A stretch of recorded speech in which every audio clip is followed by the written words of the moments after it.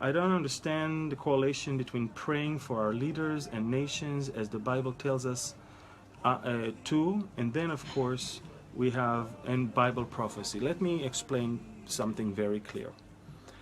The Bible is telling us what is going to happen, but the Bible is also telling us how we should act and react to situations. The fact, for example, that the Antichrist is going to come doesn't mean that we need to let our lives be influenced by the spirit of the Antichrist. So same goes with people that are telling me that there's no point of going to vote because it's all rigged and it's all corrupt and we all know what the results are, so what's the point? The point is very simple. You don't really care who is corrupt and who is not, or who is going to rig the elections or not. You care about what your stand is in relations to four things. One is the Supreme Court, which in America is super important. Two, it is the stand for Israel. Three is about the unborn babies. And four is about family values and the family fabric and the family definition. And these are the four things you have to think about and you have to take in consideration when you go to vote. I don't think you should vote for names. Forget about the names. Concentrate on platform. Concentrate on Bible and concentrate on the people that are surrounding the candidates. I don't want to take too much time to deal with the American elections, but some people are asking me, what will the American elections be in as far as Bible prophecy concerned and Israel concerned and Ezekiel concerned?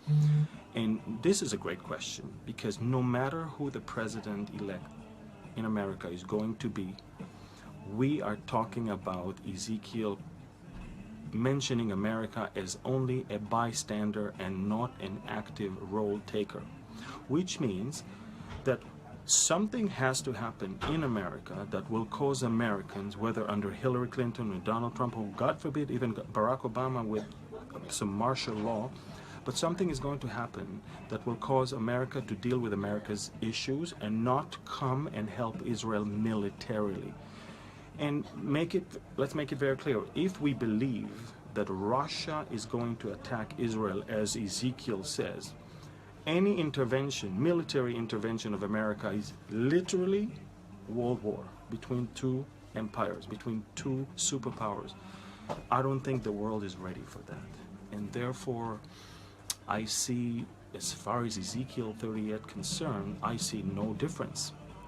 What I suggest for the Americans is to think about American life and, in America when they go to vote. Don't think about Ezekiel. In fact, don't even try to help God fulfilling his plans. Abraham wanted to help him. In fact, Sarah wanted Abraham somehow to do something about it, and we're stuck with Ishmael until today. That was not the original plan of God, and Ishmael was not the son of promise, and the animosity between the seed of Ishmael and the seed of Isaac is there until today. You want to understand the problems in the Middle East? Go to the book of Genesis. You'll find it there. It starts there. So I'm not going to do that. Now, people are saying there's no way I can vote for a man who violates women. Well, first of all, much of what is going on and floating right now is not true. Second of all, the other candidate is married to a man that is still violating women, and she is covering her up. And by not voting for him, you are actually voting for her.